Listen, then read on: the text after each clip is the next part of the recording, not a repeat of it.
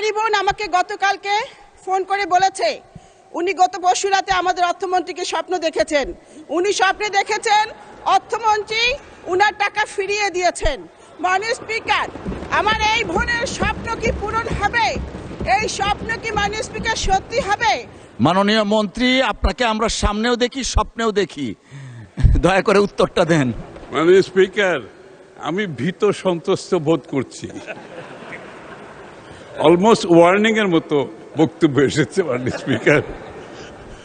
মাননীয় স্পিকার, আমি আগেই বলেছি এটা একটা হৃদয় বিদারক ঘটনা ঘটেছে এবং একটি নির্বাচিত সরকারের দায়িত্ব এটার সঠিক সমাধান দেওয়া। ইতিমধ্যে আমি আগেও বলেছি সংসদে, যারা আমানতকারী তাদের আমানত সুদসহ ফেরত দেওয়া হবে ইনশাআল্লাহ। তবে একটু ধৈর্য ধরতে হবে, কারণ এই ব্যাংকগুলো সবগুলোই লোকসানের মধ্যে আছে এবং লোকসান কিন্তু প্রতিদিন বাড়ছে। লোকসানই একটা ব্যাংকে আপনার যেখানে তার আমানতে ফিরিয়ে দিতে পারছে না এবং তাকে সুদ দেওয়া যে কত কঠিন সেটা আপনারা বুঝতে হবে।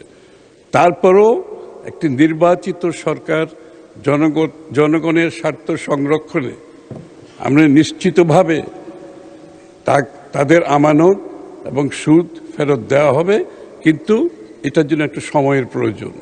এই ব্যাংকগুলো হেয়ার কাট থাকবে না, হেয়ার কাট থাকলে হেয়ার কাট হবে না, হেয়ার কাট তো বাদ যাবে। আমি যখন বলছি সুদ সহ, সুতরাং হেয়ার কাটের তো প্রশ্ন আসছে না এখানে। তবে আমি আবারও অনুরোধ করব, আমি জানি তাদের অপেক্ষা করারও সময় নাই। মানুষ চিকিৎসার অভাবে মারা যাচ্ছে, মানুষ তার মেয়ের বিয়ে দিতে পারছে না। আমি প্রতিনিয়ত এই সমস্ত সমস্যার সাথে সম্মুখীন হচ্ছে, প্রতিনিয়ত। মানে স্পিকার, এটার সমাধান একটু মধ্যমেয়াদী দীর্ঘমেয়াদী সমাধান হবে।